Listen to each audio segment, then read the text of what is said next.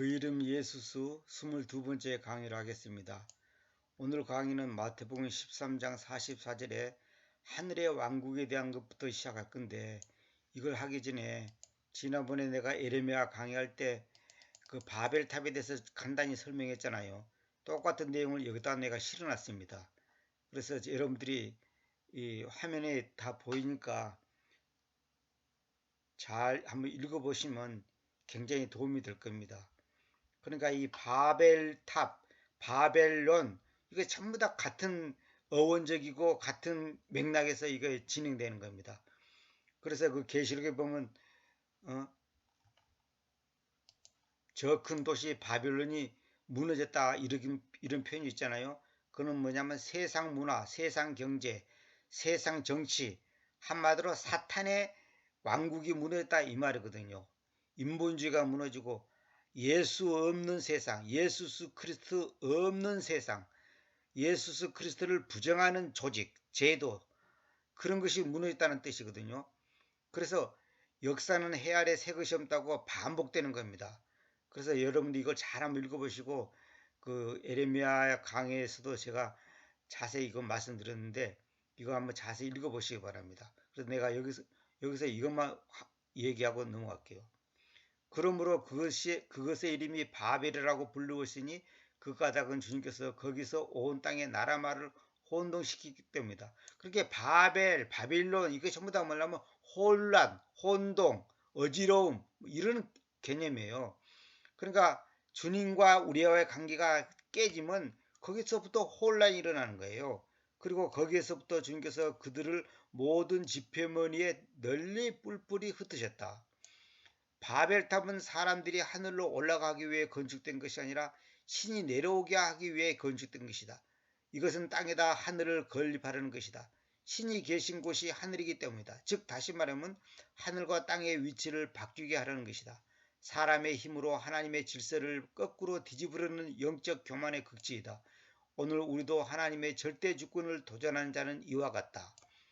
다시 말하면 당시에 바벨탑을 세우는 사람들이 인본주의 세상, 자기 힘으로 이 땅에다가 하늘의 왕국을 세우겠다. 다시 말하면 이 땅에다가 지상낙원 유토피아를 세우겠다 이 말이거든요.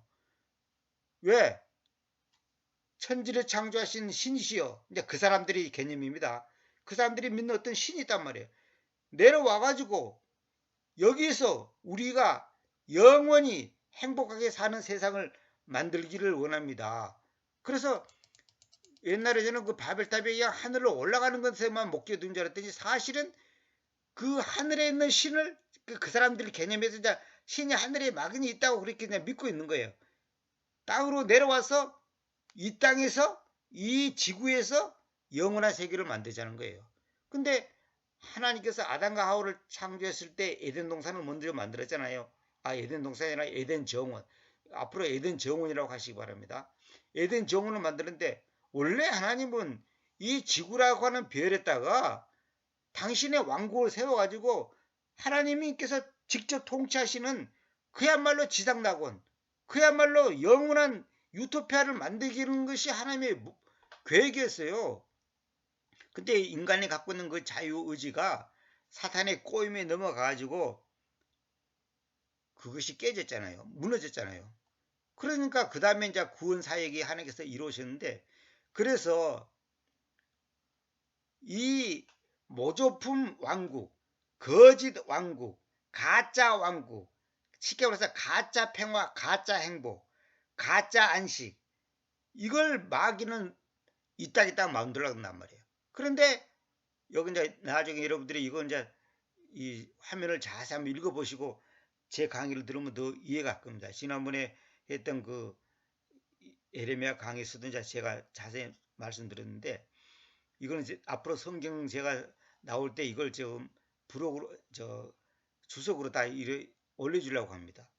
그런데 여기서 마태복음은 뭐냐면 마태복음 13장 44절에 다시 하늘의 왕국은 들판 안에 숨겨진 보물과 같다 그랬죠. 그것을 사람이 발견하여 올 때 그가 숨기고서 그것의 즐거움으로 인하여 가서 자기가 가지고 있는 모든 것을 팔아서 저 들판을 산다 그랬죠.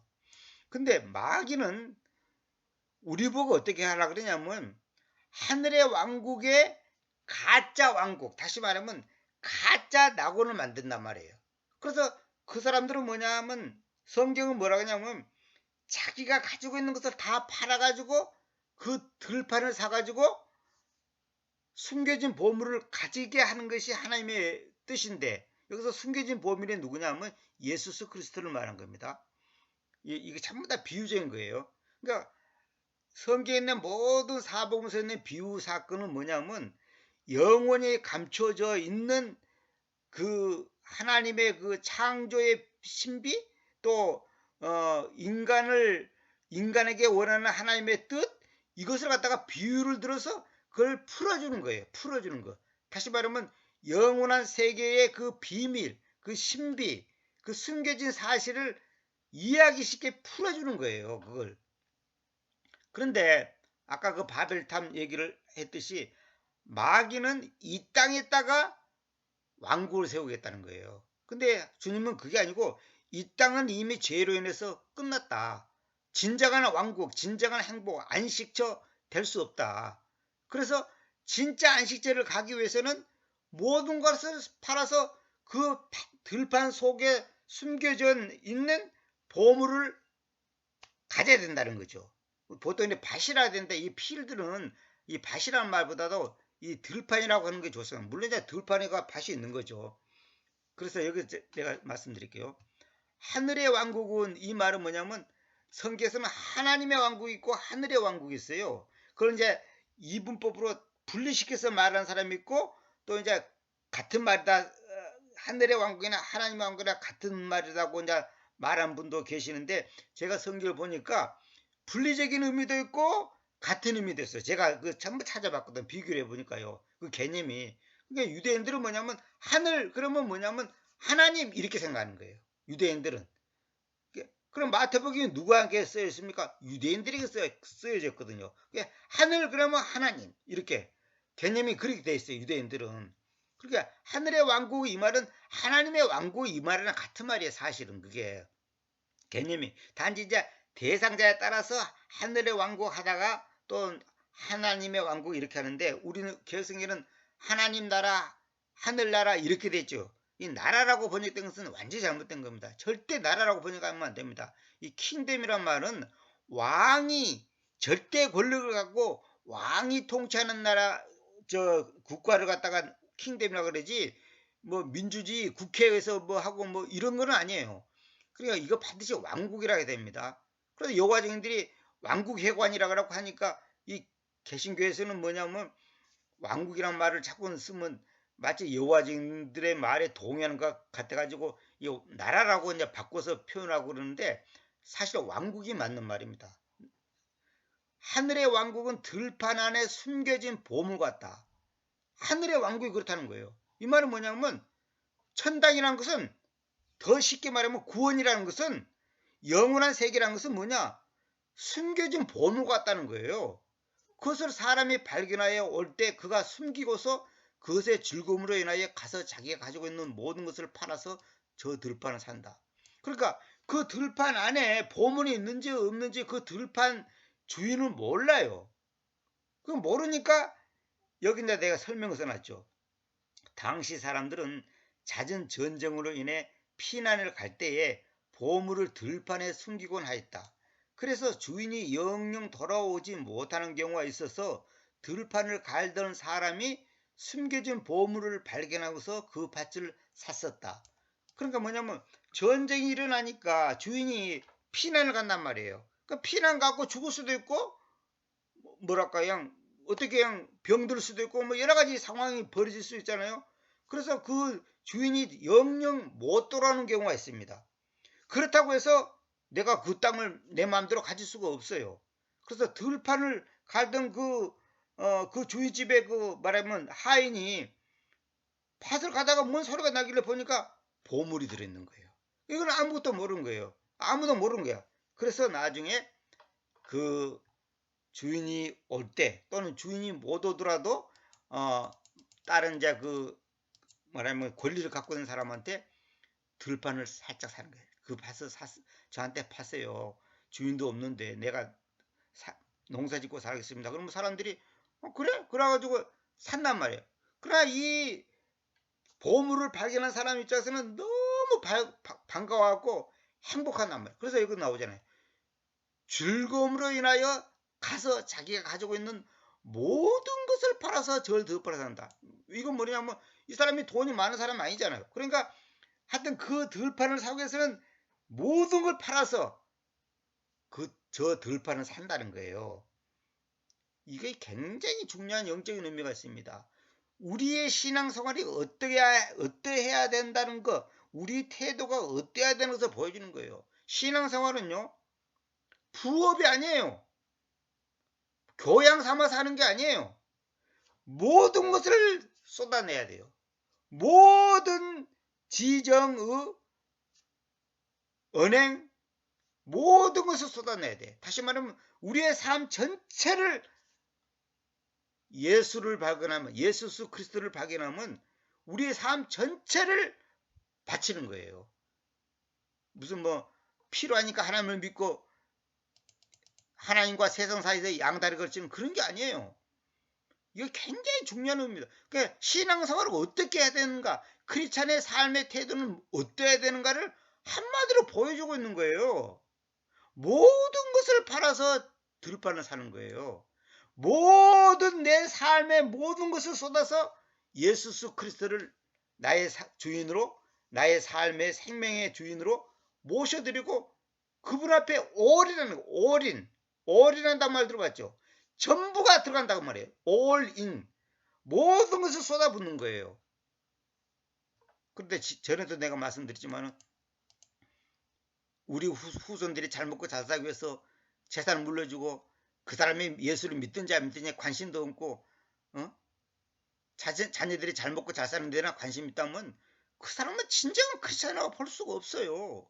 모든 것을 팔아서 심지어 자기 생명, 심지어 자기 가족까지도 파는 거예요. 판다는 말이 무슨 말이냐면 이거 무슨 뭐 비양심적인 그런 걸 말하는 게 아니고 판다는 것은 뭐냐면 내가 가지고 내가 주인 노릇을 하던 그것을 내려놓는단 말이야. 내려놓는다.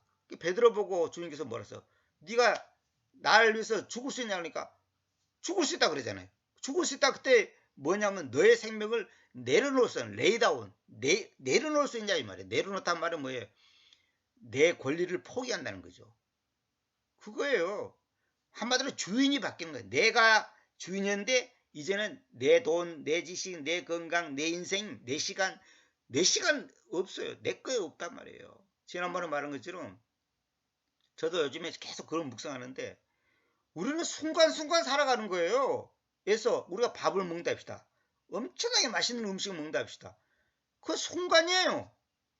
그것이 뭐 1시간, 3시간, 5시간 하는 게 아니에요. 그 잠깐의 시간은 맛있고 끝나는 거예요. 잠자는 것도 그렇고 여행 가는 것도 그렇고 모든 것이 잠깐이에요. 잠깐. 순간순간 사는 거예요. 잠깐 사는 것만이 내 것이지 내일, 모레, 내년 이런 거 없어요. 그래서 저는 요즘에 늘 그거 생각합니다. 아, 순간순간이구나. 내가 지금 산책하는 것도 순간이구나. 어저께 제가 산을 잠깐 걸었는데 그것도 순간이에요. 잠깐이에요. 인생의 터전 속에서 숨겨진 그 보물의 핵심은 잘 보세요. 인생의 터전 속에서 터전이라고 쓰냐 밭을 말한 겁니다.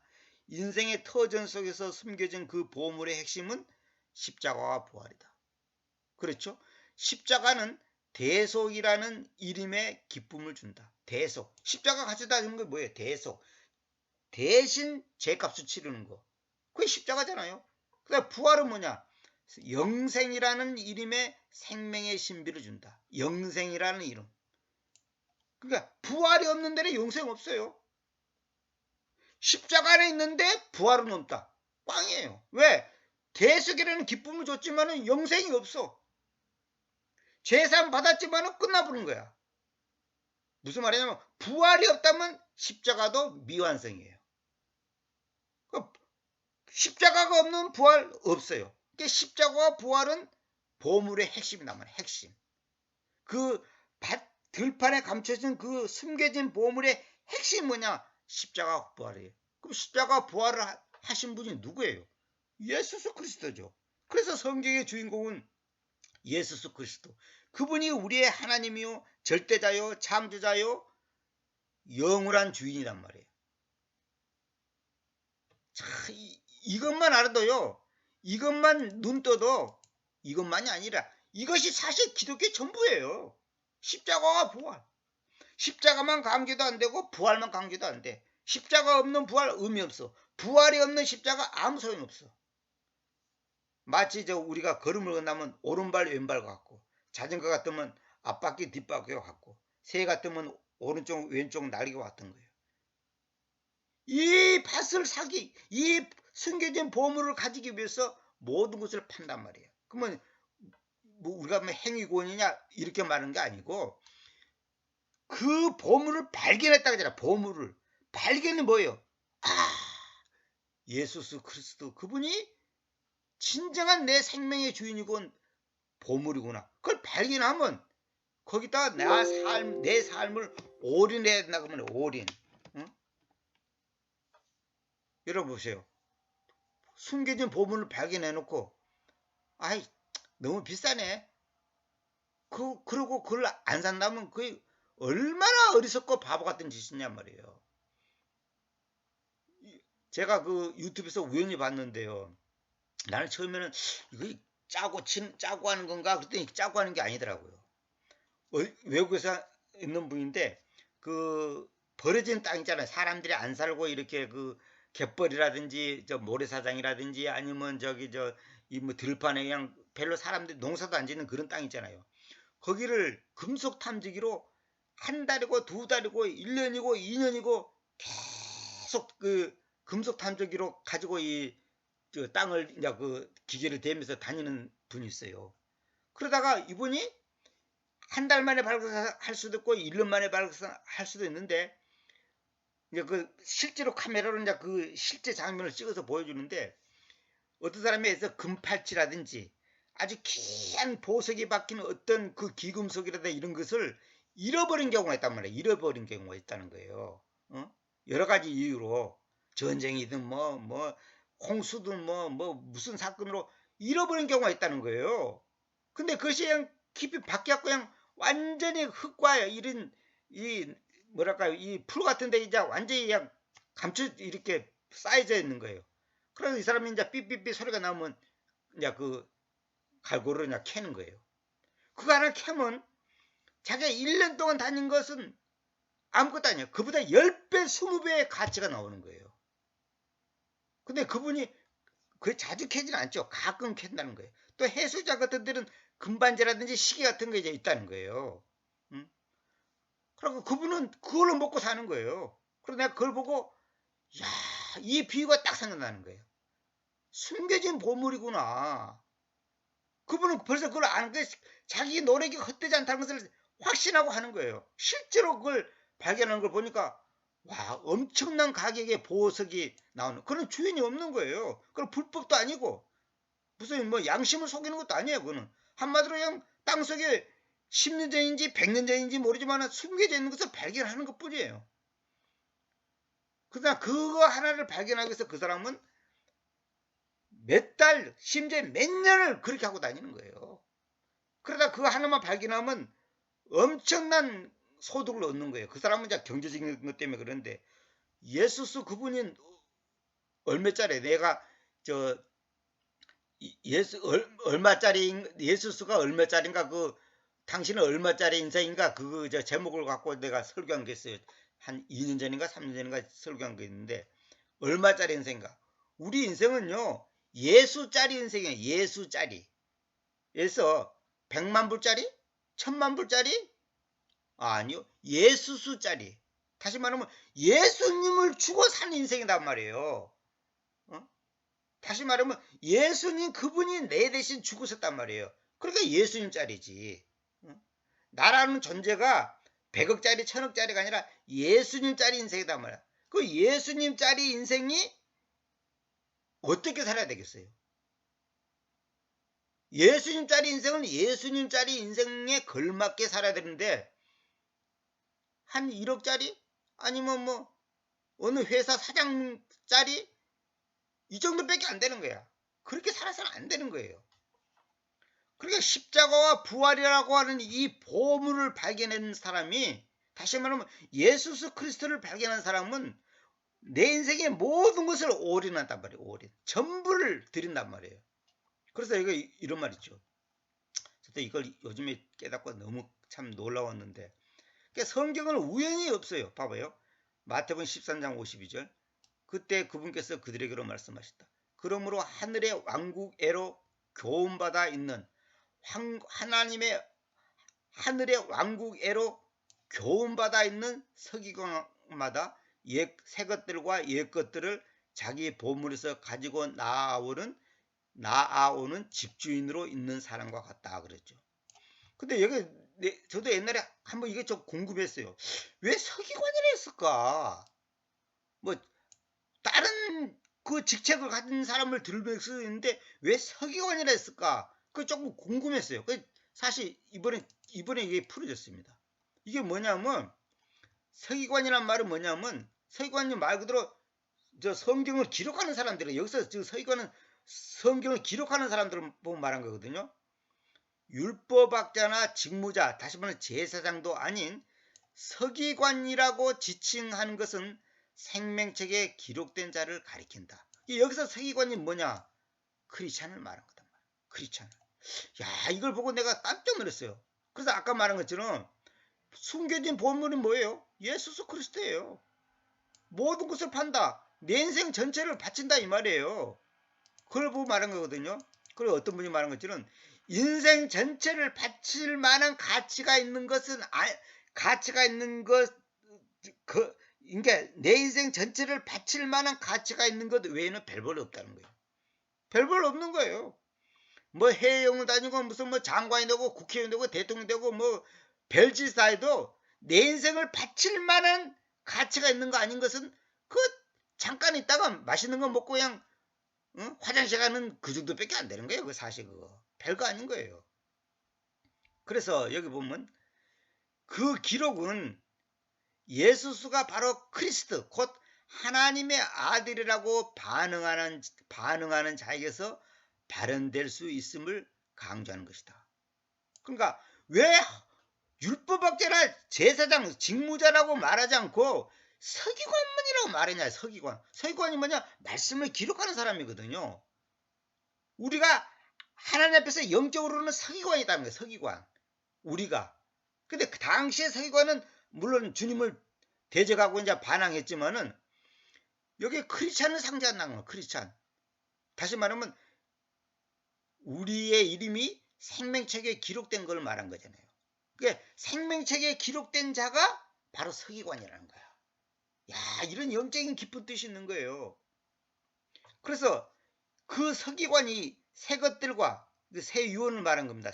여기서 보면 새 것들과 옛 것들 나오잖아요. 이 새 것들이 뭐냐? 새 유언, 우리가 말하는 신약성경. 그다음에 옛 것들, 옛 유언에서 자기 보물에 그러니까 새 것들과 옛 것들을 자기 보물에서 가지고 나온다는 것은 뭐냐? 크리스찬이 예수 그리스도에 대한 생각의 틀 속에 부어지는 항구적인 새로움이다. 그러니까 우리 크리스찬이 뭐냐면 나의 생각의 틀 속에 부어지는 항구란 말은 끝이 없다는 말이잖아요. 끝이 없는 새로움이라는 거예요. 야, 이거다고 아까 말하는 마태복음 13장 44절하고 마태복음 13장 52절이고 이게 비유가 앞에는 들판에 있는 숨겨진 보물 얘기하더니 갑자기 또 52절 가서는 아니 하늘의 왕국에로 교훈받아 있는 서기관마다 새 것들과 옛 것들을 자기 보물에서 가지고 나오는 집주인으로 있는 사람 같다. 이 비유를 또 연결해서 말씀하신 것이 뭐냐? 이게 다 연결되어 있는 거예요. 서로. 성경은 그 순서와 그 단어 하나하나가 저도 옛날에 왜 서기관이라 했을까? 그게 좀 궁금했어요. 사실. 근데 이번에 이게 이제 해결되는데, 이 서기관이 하나님의 생명책에 기록된 우리 크리스찬을 말하는 거구나. 그러니까 그 서기관이 옛 것들, 새 것들은 새 유언, 옛 것들은 옛 유언. 다시 보면 신약과 구약이 그 성경에서 자기 보물에서 가지고 나온다는 것은 크리스찬이 그리스도에 대한 생각이 틀 속에 부어지는 항구적인 새로움이다 이 말이에요. 다시 말하면 예수 그리스도가 내 생각 속에 완전히 딱 자리 잡아가지고 영원히 그분이 내 속에서 새로움으로 계시는 새로움, 항상 새로움이에요. 그 부활하신 그분이 항상 날마다 새로운 거예요.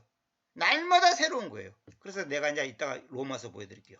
나 이거 옛날에 새로움이라는 단어에 대해서 굉장히 묵상을 했는데 이번에 완전히 그거 해결됐는데, 로마서 6장 4절을 보면 참 이것도 내가 며칠 전만 해도 전혀 이걸 강의할 거나 생각도 못했는데, 하나님께서 이 왕국, 그 바벨론 얘기와 하늘의 왕국과 보물 얘기와 예수 그리스도의 그 침례받은 얘기를 연결시켜 주는 거예요. 보세요. 로마서 6장 4절. 여러분은 예수 그리스도 안으로 침례받은 바 우리 중에 그렇게 여러 사람들이 그분의 죽음 안으로 침례받았다는 것을 알지 못합니까?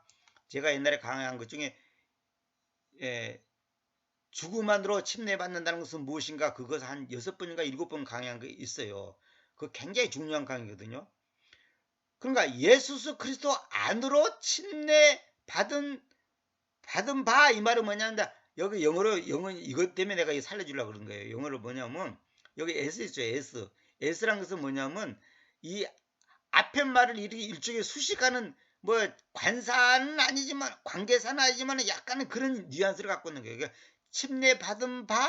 침례받은 우리 중에 이렇게 하지 않고 침례받은 바 우리 중에 그렇게 여러 사람들이 그분의 죽음 안으로 침례받았다는 것을 알지 못합니까? 그러니까 예수 그리스도 안으로 침례받았다는 것은 그분의 죽음 안으로 침례받았다는 거예요. 그분의 죽음으로 침례받았다, 그렇게 번역하면 안 돼요. 예수 그리스도로 세례받은 뭐 이렇게 번역하면 안 돼요.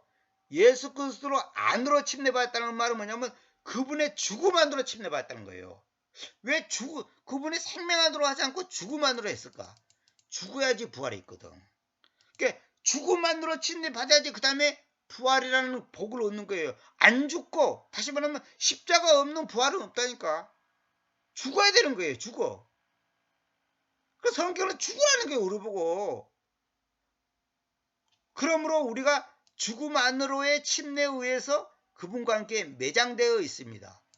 이는 그리스도께서 그 아버지의 영광에 의해서 죽은 자들로부터 일으켜지신 것과 다름없이 아버지의 영광에 의해서, 이 말은 뭐냐면 아버지의 현현, 쉐키나 아버지의 현현에 의해서 죽은 자들로부터 일으켜지신 것과 다름없이 바로 그와 같이 우리 또한, 여기서 중요한 말이 나옵니다. 생명이라는 새로움 안에서 걸어가야 한다는 것입니다. In newness of life. 옛날에 저도 이걸 생명의 새로움 안에서 이렇게 번역했거든요. 근데 한 2년 전인가요? 3년 됐나 벌써?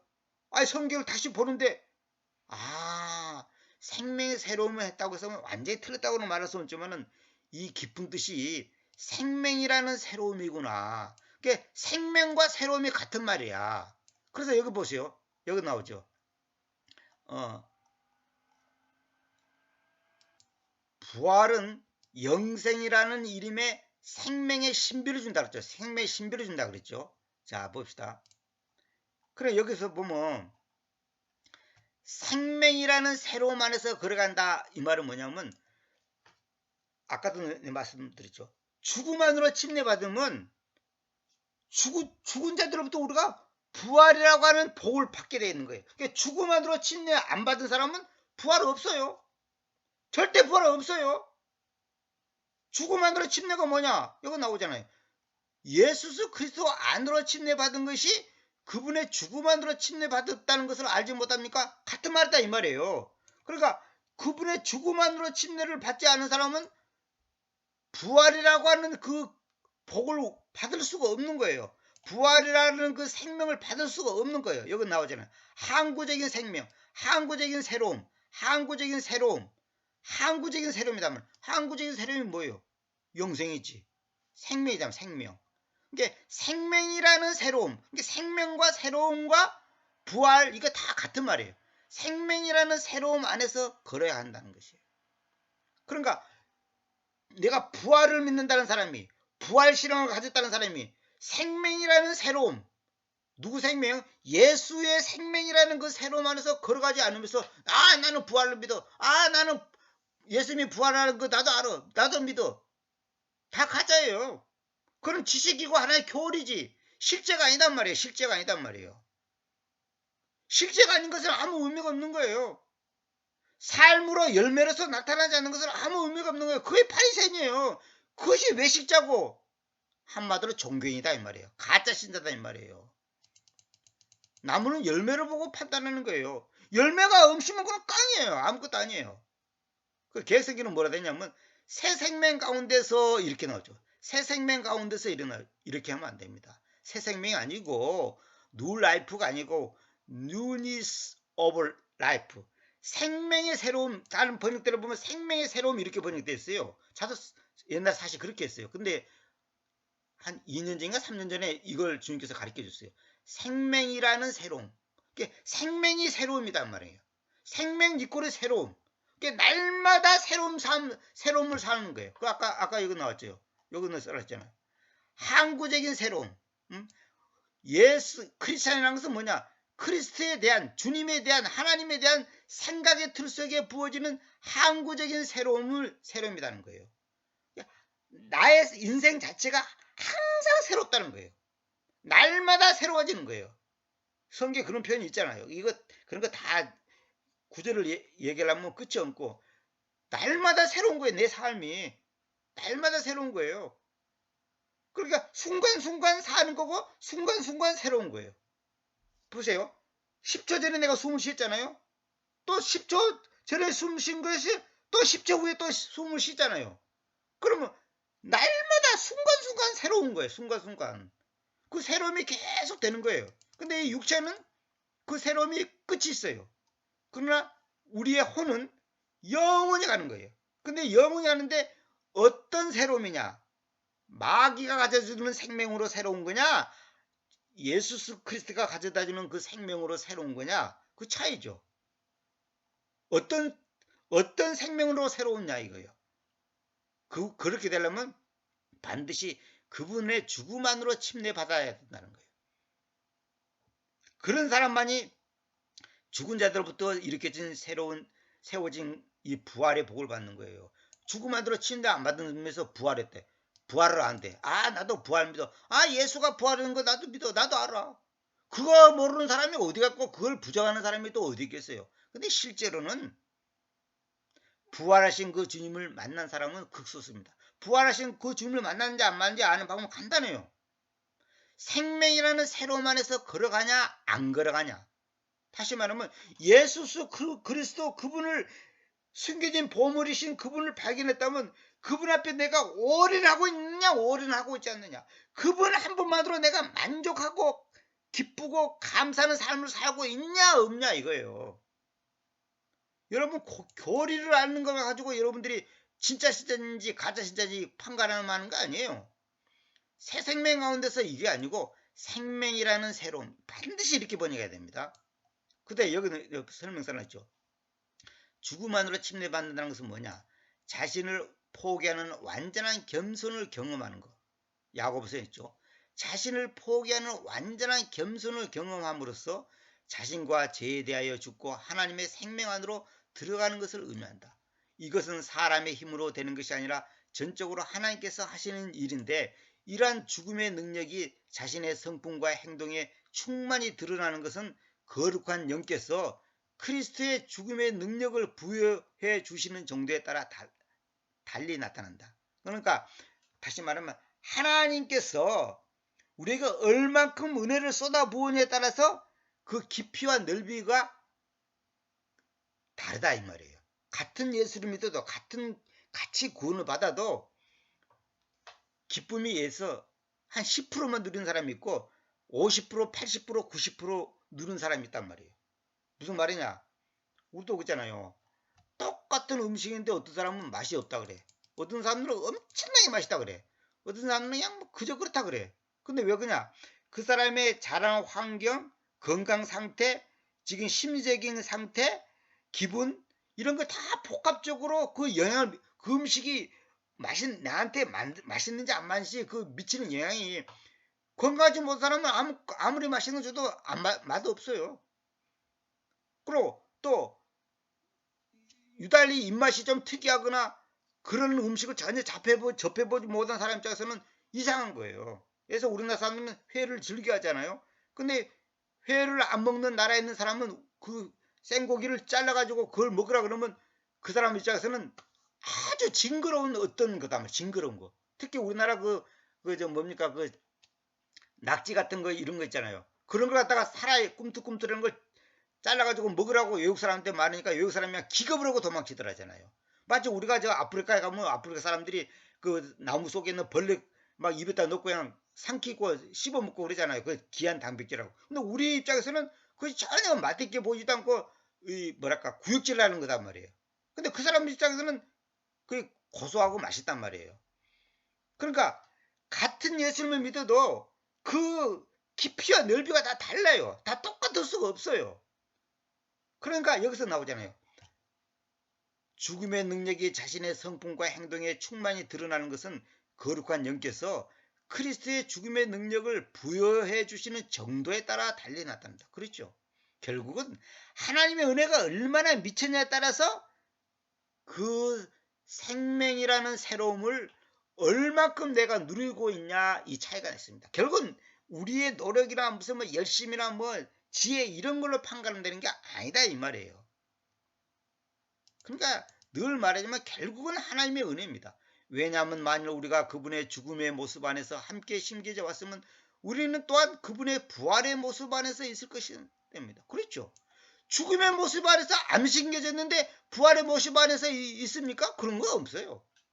죽음의 모습으로 함께 심겨져 왔으면 부활의 모습으로 될 것입니다. 있을 것입니다. 이렇게 번역하면 안 돼요. 반드시 모습 안에서 부활의 모습 안에서 이렇게 됩니다. 대표적인 것은 그 레이기에 보면 생명은 피에 있다 그러잖아요. 피에 있다 그러죠. 절대 그렇게 하면 안 됩니다. 얼마 전에 유튜브에서 그 유대인이 그 번역한 것도 저도 봤는데 생명은 피 안에 있다. 피에 있다 그러면 안 돼요. 그럼 너무 막연한 거예요. 피 안에 있다. 피 속에 생명이 있는 거예요. 피 속에. 이 안이라는 이 전치사를 굉장히 중요하게 살려줘야 됩니다. 죽음의 모습 안에서 심겨져 왔으면 우리는 또한 부활의 모습 안에서 있을 것이다. 그러니까 죽음의 모습 안에서 안 심겨졌는데 부활의 모습 안에서 있습니까? 다시 말하면 내가 안 죽었는데 자신을 포기하는 완전한 겸손을 이루지 않았는데 다시 말하면 십자가의 죽음의 생명 안으로 내가 안 들어갔는데 어떻게 부활의 기쁨을 누리겠냐 이 말이에요. 이거는 지금 단지 구원을 받았냐 못 받았냐 뭐 천당하냐 지옥 가냐 이걸 말하는 게 아니고 이거는 쉽게 말해서 아까도 말했잖아요. 똑같은 음식을 있어도 그 음식을 맛있게 먹는 사람이 있고 맛이 없게 먹는 사람이 있고 아예 안 먹는 사람이 있단 말이에요. 그럼 뭐냐 그 음식을 내가 지금 맛있게 먹을 수 있는 어떤 상황이 안 돼 있는 거예요. 정신적으로나 육체적으로나 기타 여러 가지 문화적인 차이나 이런 걸로 인해서 안 돼 있는 거예요, 그게. 그러니까 내가 같은 예수를 믿어도 늘 하나님 감사합니다, 감사합니다, 할렐루야 이렇게 사는 사람이 있는가 하면 죽지 못해서 신앙생활하고 죽지 못해 예수 믿고 맨날 불만 불평이 많아. 물론 그렇다고 해서 그 사람이 불만 불평 있다고 구원 못 받다 이렇게 말하면 안 됩니다. 그 사람이 무슨 뭐 조금 뭐 탈선했다고 해서 구원 못 받다 이렇게 하면 안 돼요. 단지 누리지를 못한단 말이에요. 내가 전에 비유를 많이 들었잖아요. 부잣집에 이방이 됐는데 그 부잣집에 이방이 되시면 부잣집에 그 이방된 그 아들로서의 위치를 누려야 되는데 못 누려. 왜? 다리 밑에서 거지 노릇을 하던 그 습관이 있단 말이야 아직까지. 응? 그러니까 음식도 손으로 집어먹고 아무렇게나 그냥 옷도 입고 샤워도 잘 안 하고 뭐 음식도 그냥 뭐랄까 제대로 그 음식의 맛을 못 먹어요. 못 누려요, 그걸. 그 이제 그 거지 근색이 하나하나 없어지고 옛 습관이 하나하나 정리되면서 이제 버릇이 고쳐지고 그러다 보면 나중에는 이제 귀티나는 이제 그 부잣집 아들의 행세를 하겠지. 그러나 처음에는 그게 안 돼요, 잘. 사람이 누구든지. 이것을 알고 있으니 우리 옛사람이 그분과 함께 십자가에 못 박혀 있다는 것인데 이는 죄의 몸이 멸망당하게 하는 것이요. 우리의 죄의 몸이 멸망당하게 하는 것이요. 이제부터는 우리가 죄를 섬겨서는 안 된다는 것입니다. 죄는 인격이에요. 죄는 추상명사가 아니에요. 죄는 인격이라고. 죄를 섬겨서는 안 된다는 거예요. 왜? 죄의 몸이 멸망당해야 되니까. 이 말은 뭐예요? 죄성을 가지고 죄를 쫓아가는 그 몸이 아까 말한 것처럼 부잣집에 입양되는 아들이 그 거지 근성을 버리고 거지 습관을 버려야지만이 부잣집 아들로서의 그 행복과 그 누림을 가지고 있는 것이지. 안 그러면 여전히 거지 모습을 갖고 옷도 안 갈아입고 샤워도 안 하고 손도 안 씻고 이렇게 하면 못 누리는 거예요. 그것을. 죄를 섬겨서는 안 된다. 왜? 십자가에 못 박혀 있다니까 우리가. 죄의 몸이 멸망해야 한단 말이에요. 멸망. 옛 습관이 죽어야 되는 거예요. 옛 사람이 죽어야 되는 거예요. 왜냐하면 죽어있는 자는 죄로부터 자유로워져 있기 때문에. 그래서 죽어있는 자는 죄로부터 자유로워져 있어요.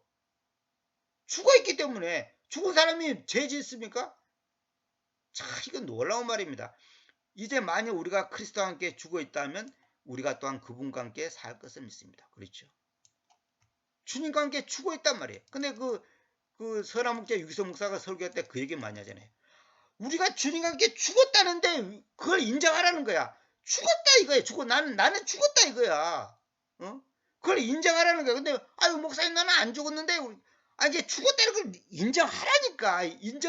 그게 인정이 안 된다는 거예요. 왜? 내 고집, 혈기, 교만, 욕심 이게 가득 차 있는데 나는 아무리 죽었다고 해도 안 죽어 있습니다. 이게 지금은 안 죽어 그런 안 좋은 감정이 있다 하더라도 일단 죽었다는 것을 인정하라는 거야. 그걸 인정하고 그 다음에 그것을 나의 생활 속에서 적용시켜 나가야 되는데 그걸 인정 안 하겠다는 거예요. 어떤 사람이 옛사람이 죽었다 그러니까 내가 살아있는데 왜 옛사람이 어떻게 죽냐고. 그게 그 성경에서 자기를 부인한다. 자기가 죽어야 된다. 그리스도와 함께 죽어있다. 못 박혀 있다. 이런 개념이 무슨 말인지를 못 알아듣는 거예요.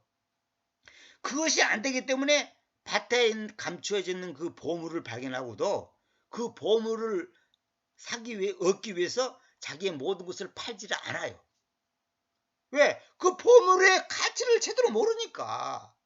그 오찌만이 책에 보면 이런 게 나와요. 이게 실화답니다, 이게. 이제 오찌만이는 다른 사람의 글을 보고 이제 얘기하는 건데, 아프리카 갔더니, 선교사들이 아프리카 갔더니, 얘들이 바짝바짝 하는 돌을 들고 호수에다가 던지고 갖고 놀더라는 거예요. 그 가까이서 보니까 다이아몬드.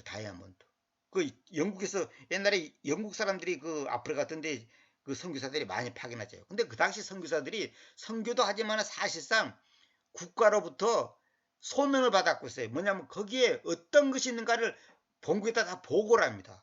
그러고 그 선교사가 아니 그 귀한 걸 왜 호수에다 다 던지냐 그러니까 그 아이들이 그러더라잖아요. 저기 하면 저기 많아요 그러더래. 어디가 그거냐게 아니라도 저 산에 갔더니 완전히 그냥 그 다이아몬드가 쌓여 있더라는 거예요.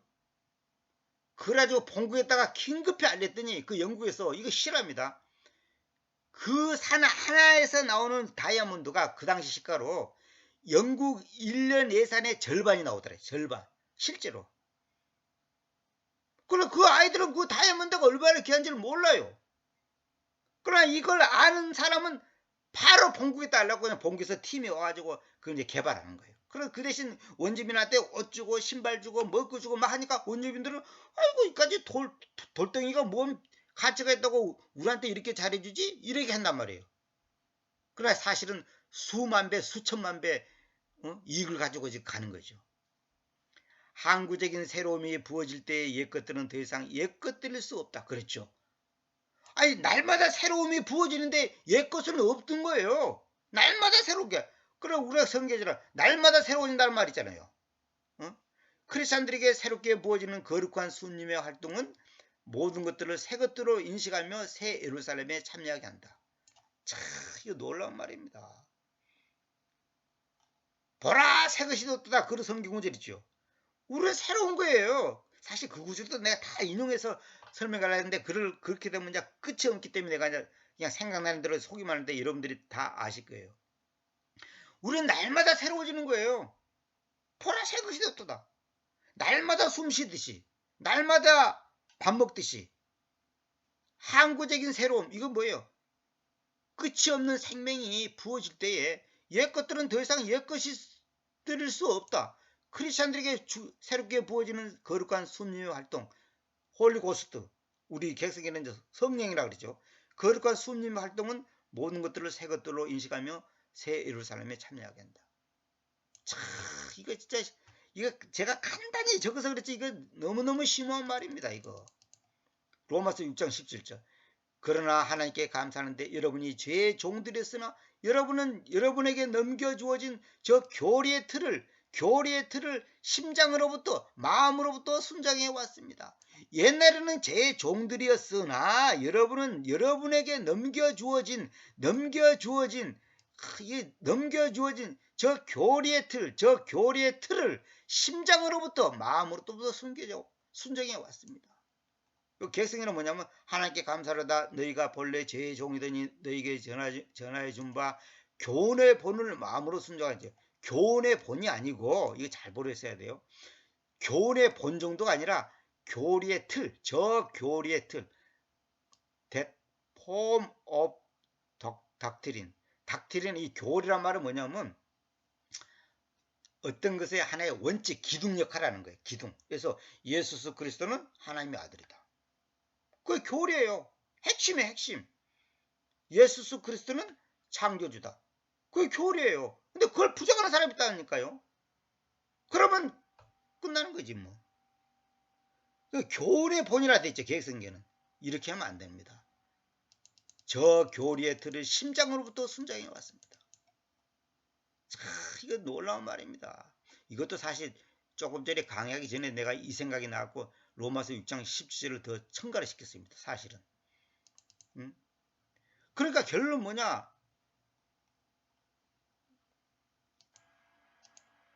예수 그리스도 안으로 침례받았다는 것은 다시 말하면 이건 무슨 말이냐면 구원받았다는 것은 제사함 받았다는 것은 대속의 은혜를 받았다는 것은 그분의 죽음 안으로 침례받았다는 것을 말하는 게 아니냐. 그러면 그분의 죽음 안으로 침례를 받았다면 그분과 함께 매장되어 있지 않냐. 무덤 속에 있지 않냐. 이는 그리스도께서 아버지의 영광에 의해서 아버지의 현현에 의해서 그 죽은 자들부터 일으켜주신 것과 다름없이 바로 그와 같이 우리 또한 생명이라는 새로움 안에서 걸어가야 한다는 것이 아니냐. 이건 무슨 말이냐. 이게 바로 그분의 죽음의 모습 안에서 함께 심겨져 왔으면 우리 또한 그분의 부활의 모습 안에서 있는 것이기 때문이지 않냐. 같은 말이지. 이거 전부 같은 말입니다. 이게 같은 말이에요. 그래서 우리는 옛사람이 그분과 함께 십자가에 못 박겠다는 것인데 이는 죄의 몸이 멸망당하게 하는 것이고 이제부터는 우리가 죄를 섬겨서는 안 된다는 것이다. 왜? 죽어있는 자는 죄로부터 자유로워져 있기 때문이다. 이제 만일 우리가 그리스도와 함께 죽어있다면 우리가 또한 그분과 함께 살 것을 믿습니다. 항구적인 새로움이 부어질 때 옛것들은 더 이상 옛것들일 수 없다. 크리스찬들에게 새롭게 부어지는 거룩한 수님의 활동은 모든 것을 새 것들로 인식하며 새 예루살렘에 참여하게 한다. 그러나 하나님께 감사하는데 여러분이 죄의 종들이었으나 과거의 종들이었으나 여러분은 여러분에게 주어진 저 교리의 틀을 심장으로부터 순정해 왔습니다. 그러니까 저 교리의 틀이 뭐예요? 예수가 함께 죽었고 예수와 함께 산다는 그 교리의 틀을 마음으로부터 순정해 왔으니 뭐예요? 생명이라는 새로움 안에서 항구적으로 영원히 산다 이 말이에요. 참 정말 이거 짧은 시간에 그냥 이 어마어마한 것을 간단히 얘기하려니까 그냥 저도 너무 힘드네요. 한 절 갖고 한 시간씩 설명해야 돼 사실은. 어떤 분이 저보고 로마서 강의도 해달라고 해서 로마서 강의하려면 50년 걸린다 그랬어요 제가. 진짜예요. 50년 걸려 50. 일주일에 한 번씩 해서 50년 걸린다 그랬어요. 매일같이 하면 그렇게 안 걸리겠지. 언젠가는 로마서 강의를 진짜 꼭 해야 됩니다. 내가 죽기 전에는 꼭 한번 해보려고 그러는데 이것도 아직은 뭐랄까 준비 작업하는 겁니다. 이거 하나의 말씀은 기가 막히게 핏줄 연결돼서 착착착착착 연결되어 있단 말이에요. 이게 간단히 지금 짧은 시간에 얘기해서 그렇지 어마어마한 거예요. 그러니까 아까도 말한 것처럼 서기관 비유, 또 밭에 감춰진 보물 비유, 그것이 다 연결했단 말이에요. 결국은 십자가와 부활이잖아요. 이것이 바로 근데 내가 왜 아까 바벨론 바벨탑 얘기를 했냐면 바벨탑이 뭐예요? 바벨탑이 인간의 힘으로 유토피아를 만들겠다는 거 아니냐고. 응? 하나님 도움, 신의 도움을 받아갖고 자기들이 원하는 세계를 만들겠다는 거 아니야. 지금도 맞죠. 그게 지금 현재 프리메슨들이 그걸 꿈꾸고 있고 세계 정부주의자들이 그렇게 하고 뉴월드 오더 새 세계 질서 그게 다 같은 거단 말이에요. 예수 없는 세상, 예수 없는 천국, 예수 없는 행복, 예수 없는 영생, 사람이 뭐 DNA를 어떻게 하고 뭐 500년 살게 하고 뭐 어쩌고 전부 그게 마귀 짓이에요. 마귀 짓이에요. 뭐 달나라를 정복하고 뭐 화성을 정복하고 뭐 어쩌고 그 전부 그 사실은 마귀 짓입니다. 그게 거의 하나님이 기뻐하는 게 아니에요. 그것이 바로 현대판 바벨탑이에요. 그게 뭐 인구 사람 지구가 뭐 오염이 되고 얼으면 뭐 달나라 가서 살고 뭐 또 화성을 어떻게 하고 뭐 도움을 만들고 거기서 사람이 살고 뭐 그게 뭐냐면 인간의 힘으로 영원한 세계를 개척하겠다 이거야. 그게 마귀 머리고 마귀 아이디어고 마귀의 계획이고 마귀의 뭐라 할까 마귀의 그 목적이에요. 근데 많은 크리스찬들조차도 하나님 믿는 사람조차도 여기에 내가 속고 있는 거예요. 보험도 많이 들고 아파트도 사고 땅도 사고 달러도 많이 갖춰놓고 IMF가 도 3차 대전이 일어나도 우크라이나처럼 뭐 어쩌고 저쩌고 해도 우리는 끄떡없게 하겠다. 이게 다 바벨탑이라니까 그게. 아까도 전에도 말씀드렸잖아요. 우리는 순간 사는 거예요. 순간 밥 먹고 순간 잠자고 순간 얘기하고 내 강의도 이거 순간이지. 이거 조금 쉬면 끝나는 거예요. 또 다른 강의 해야 돼. 그러니까 우리가 하는 모든 것이 전부 다 순간적인 거단 말이에요. 순간적인 거단 말이에요. 영원한 것은 예수 그리스도 그분밖에 없는 거예요. 그래서 다음에는 이제 요한복음 20장 22절에 너희는 그 거룩한 순임을 받으라 그랬죠. 이것도 다 연결되는데 오늘은 이제 여기까지 이거 할 수 없고 이제 여기까지만 하도록 하겠습니다.